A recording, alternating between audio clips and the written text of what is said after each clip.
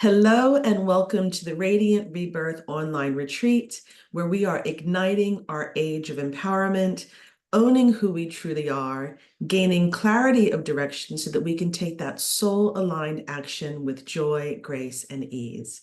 Today, I have the immense pleasure of being joined by Nour Fayad.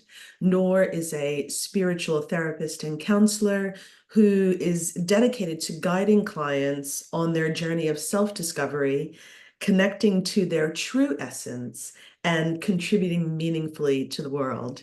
Nour, welcome. It's such a pleasure to have you here today. Thank you, Kia. Thank you actually for the invite. I'm excited for this. Oh, I'm so excited as well. And I'm really, really excited about our topic because I think it is one that, many of us have felt and really understand. I think it will resonate with so many of the people who will join this retreat. And our theme is living for others, finding yourself, living for others, finding yourself. Can you maybe take a little bit of time and explain a little bit more about what that means? I'm because I come from Lebanon and I'm so much into the Middle Eastern culture. And at some point in my life, I was in California. I was there for 5 years.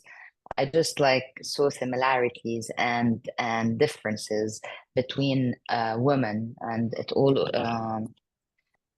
was all cultural, it was all about the culture, the community, the society, the norms, the right and wrong, all the judgments and all of this. And I've noticed that really in the Middle Eastern culture, it's so much about living for the others. It's so much about the topic of sacrificing, and we have the mothers just growing up in their lives, sacrificing their lives for their own kids, for their own family because of how people look at them. I'm like, it's just a brief history, and it's all because, like, at this point in life, middle-aged women, many of them are uneducated because of the war. So we had the war in the 70s, and because of this war, like my parents could never have an education, so they had to fly to the Gulf when the Gulf was still a desert back like 40, 50 years back, and they had to work there. So women were labeled as housewives, like if she succeeds in life, is the one who succeeded in her life, in her marriage, with her kids, with her children. And that like brought to my awareness the big topic of sacrifice as a therapist, because I've been seeing a lot of middle-aged women who are in a resentment phase, like they are unhappy about this sacrifice because many of them think that what they just didn't get in return what they sacrificed their lives for, you know and then sacrifice is always like also linked with a conditioning. It's not an unconditional sacrifice, like, because I'm just at this point questioning the concept of unconditional love and if it really exists even between mother and son. And because we have the history of the non-education, many are non-educated because many have been housewives. They got to a place where the children grew, they just left the houses. They have their own lives, their own families, their own responsibilities. The parents are left out. And then we have what we call the existential crisis. Who am I? What is my purpose? What have I done in my life? I've given you everything, and look, there's no one. And one mentality that I saw that we embody here is like we have the children for our for our end, like as we age, these children will pay us back so we don't age alone. So even having children is not only a motherhood, like the like embodying the energies of co-creation, but somehow was it's changing now. It was somehow linked to what am I gonna do at the end of my life, when I retire. Now I have my kids to pay back to my life. And this didn't happen to be the condition all the time, and this is where resentment happens. Wow. I mean, that's really interesting to get sort of the cultural and historical framework around what women's roles were and what they had access to. And in your experience, so when you see women in middle age and now they're saying, I'm having, maybe previously I'm having kids for my, later years, they will take care of me. And then they get into that resentment and they start to ask those questions. Well, who am I? Who am I outside of these roles? What do you normally tell them, or how do you help them to understand who they truly are in this space of co-creation? It's you just said the answer actually by understanding that motherhood and partnership and I don't know, therapist and whatever are only roles, but they don't make you. You are different than these roles. Part of our roles, I'm a mother, I'm a wife, I'm just like somehow I have satisfied my community with the role that I've done. I put my family together. I have 3 kids, ideal family, 2 girls, a boy, a husband, a steady work, a standard lifestyle, like I've completed that on a physical level, and many of us did. But little of us have found themselves on a spiritual level, because we are actually in such a consumerism community now, globally, where it's all about consuming and having, and you get so busy on that physical life and doing, and like because our value is also all about what they say about us. And that's why I say also living for others, because when you remember at 50 or 60 years old, you'll feel too late to even start setting boundaries. I tell her, like, stand up for yourself, set your boundaries. You've matured enough, that it's time for you to step out of the victimization, number one, because when we live for others and we have the resentment at the end after long years of sacrifice, we're just unhappy, we're um I was going with this somewhere and it just just got oh my God. But I mean, like they just have to, yeah, I mean, they have to come out of the victim identity because sacrifice is paired with victimization, So she stands up for herself. She acknowledges her feelings at the beginning, but then she has to learn how to set healthy boundaries, how to start saying no, how to start looking for herself, how to bring out the passion in her again. So, and we see this, that when we get to this existential crisis, when we start asking these questions, Middle Eastern community women, many of them would think it's too late for me to do something else, And I've heard it from others who, like, I would talk about my own mother, like she got divorced, not only like, she had the family and then she got divorced and she had this existential crisis. And I'm like, Mom, you've always loved makeup. Why don't you go learn how to do makeup, even if you do it for yourself? And the first statement that she said, do you want people to say that now she is working as a makeup artist and her kids are making her work for the money? And that was not the intention. The intention was not for me to stop supporting her, but for her to find something for her. And this is what I tell them, physicality, our human experience, our role as mothers and partners are on a physical level fulfilled. Now you need to take care of your spirit, of you. You need to come out of the victim identity and start looking at yourself, reflecting, setting the boundaries, finding again your passion and pushing through in life. I love that. I love that. Some really, good strategic steps about how they find themselves in life. And I think you really hit on something that I find really important in my own work, and a lot of the other speakers that I've spoken with have touched on this as well. And I'm wondering how you handle this. So most of us are not very good at setting boundaries, right? Setting boundaries. And so what do you share with clients? How do you help clients to learn how to set boundaries? Because I do think it's something that we actually have to learn. It doesn't come naturally for many of us. How do you teach clients or help clients to set boundaries? When they start understanding that boundaries are not getting away with things that we don't want. The problem is that when you try to explain or share a concept like setting boundaries, it's just misunderstood for what it is. Some people start thinking like, if I want to get away with a dinner, I just want to say no, I would find my excuses and sneak myself out, and that's setting boundaries. Setting boundaries are a form of respecting yourself, of really getting in touch with how you feel with yourself, and ask yourself if you would want to do this action or make this decision or take this step, or so it's a way of respecting the self, of connecting with yourself, and really listening to what yourself is asking for, to what your body is asking for. It's not for you to manipulate others. It's not for anybody to just get away with things. And it's not also putting blocks. So when I set boundaries, it's for sure that when I start elevating and connecting to my spiritual essence and I start setting boundaries, people will not like it, because Mm. they like you where you are. They don't like you to elevate. So they like you where you are or below them. Mhm. Once they would see that you're starting to do things that they can do, they would just come against you. That's why people start noticing when they start setting boundaries and doing things for themselves, they lose friends. And this is part of life. And it's normal to lose friends because these are not meant to be with you.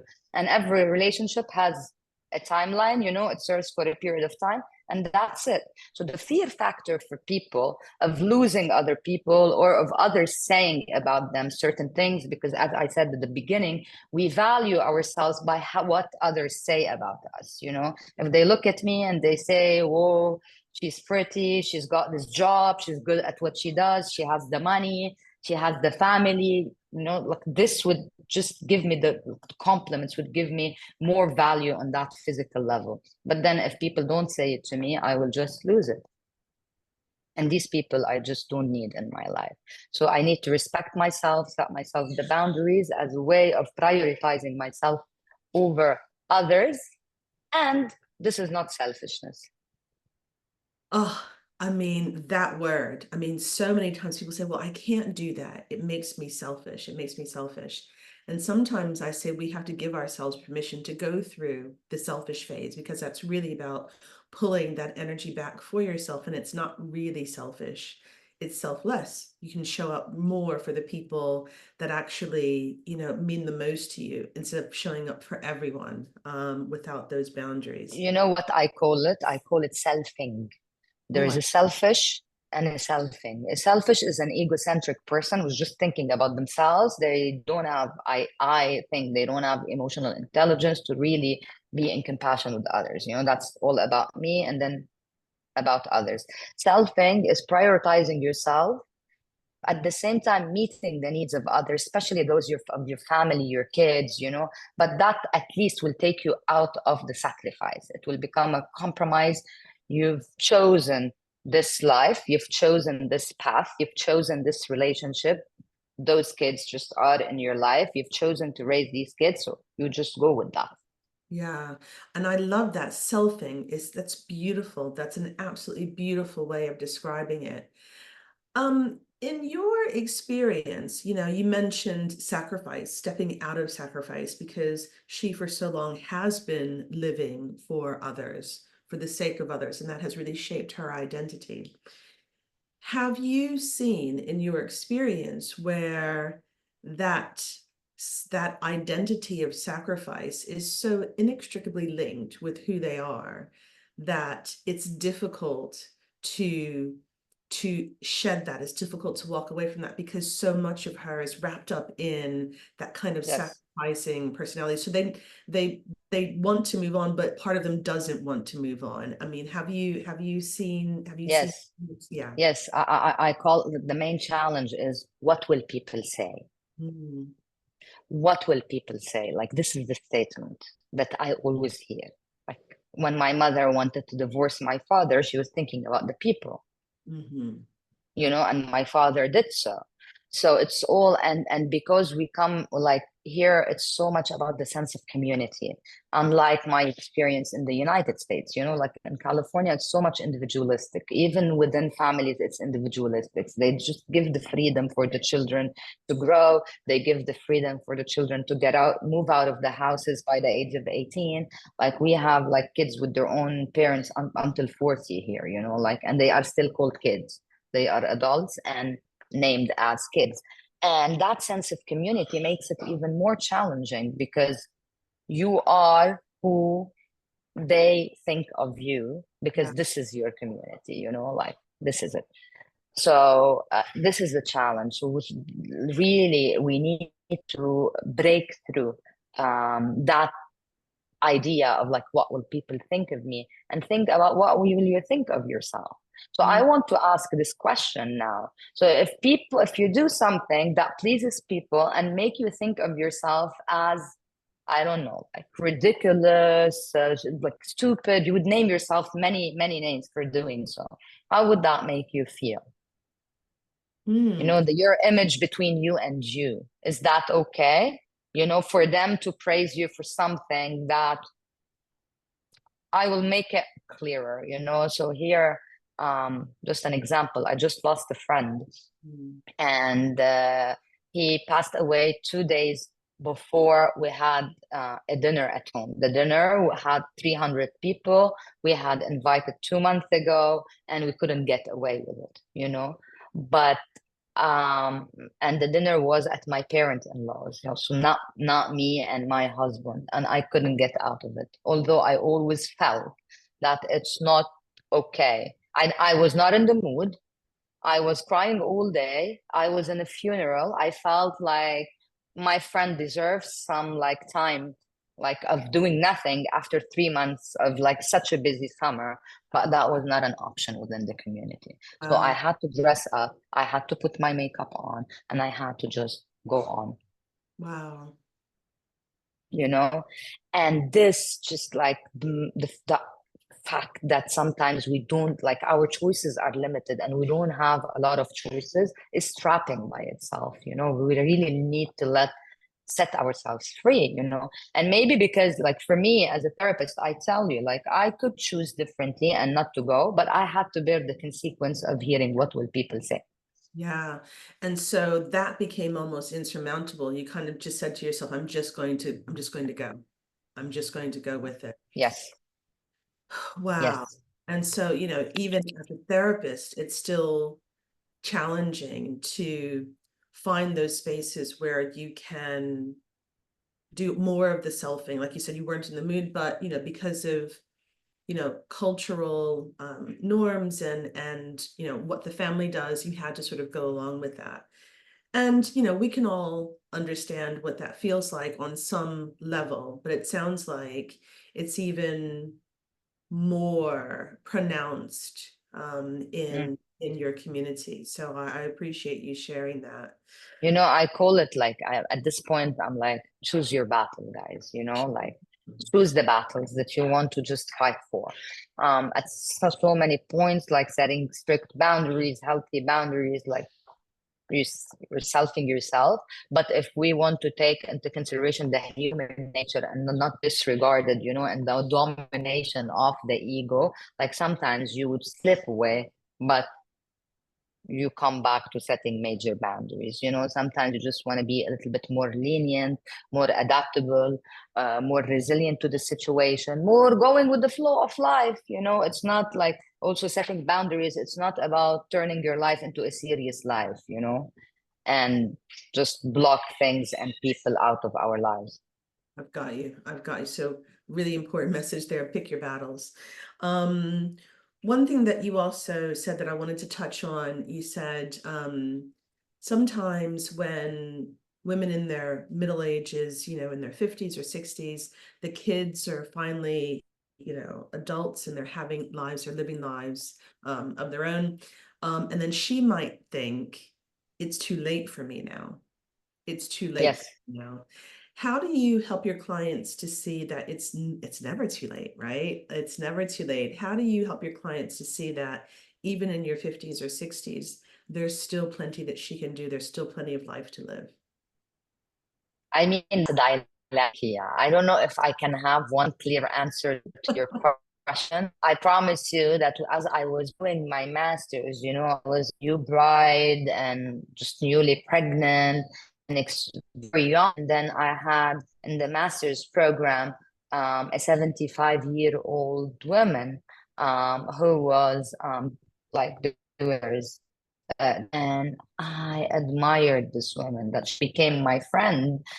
And then I reflected to our community basically, and it's like so much women are judged if they start doing something, especially when it comes to education, education, because they just like look at her as she should be shy. Like now she needs to educate her children, not herself. Life is over for her. And this is cultural. So here it doesn't like it's not a one thing or like what can I suggest to her? It's a lot about breaking through the barriers that Mhm. had stopped her actually from pushing through, and the mentality, reframing that belief that it's never too late. So this is why I so many times ask these women to really seek support, whoever is the person they want to go to, a psychologist, a therapist, but just go.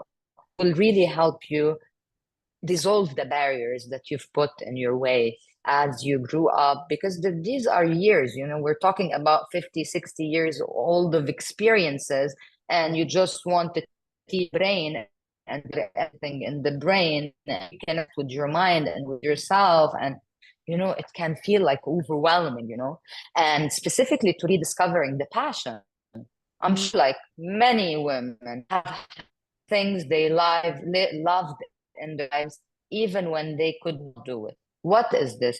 To bring it up. Try to revive your passion. Just don't let it go away, whether it's through dancing, painting, writing. I don't know, whatever it could be, just do it for you. Don't do it for others. Like it's about time after 60 years of life to do something for you. Love that. It's about time to do something for you. So if I were to sort of summarize our conversation, a lot of what we've been talking about is selfing. And I love that term selfing, bringing it back to her while still serving the needs of the family. So understanding what is for her, pursuing her passions. What did she love doing, whether it was dancing or painting, whatever it was, what were those passions and can she rekindle those? And setting healthy boundaries. Yes, and challenge the idea of what will people say, like that idea. They will say anyways. I've found out that like they will say regardless whether you do it, they will say something, and if you don't do it, they will think she could have done something better.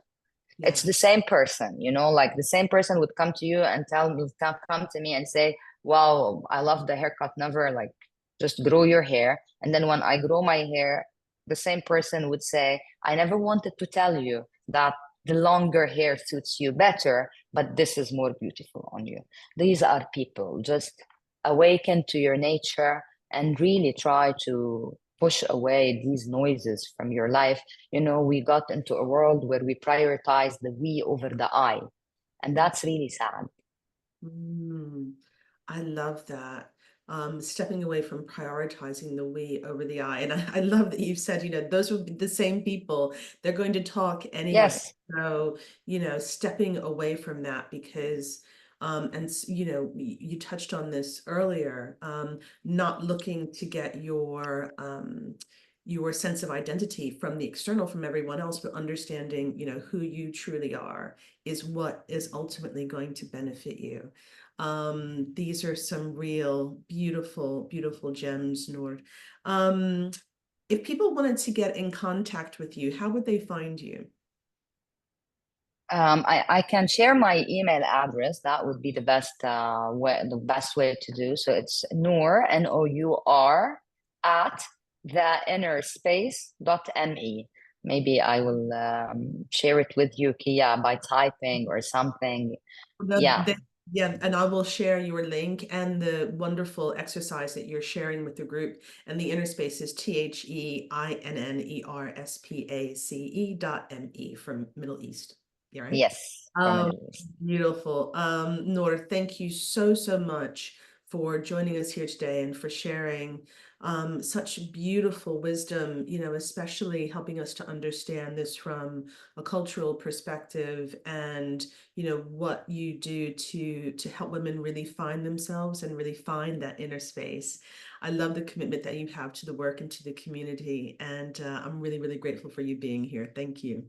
Thank you, Kia, for this opportunity. I really love it, and I can't wait to watch it. Oh, me too. Thank you. Bye.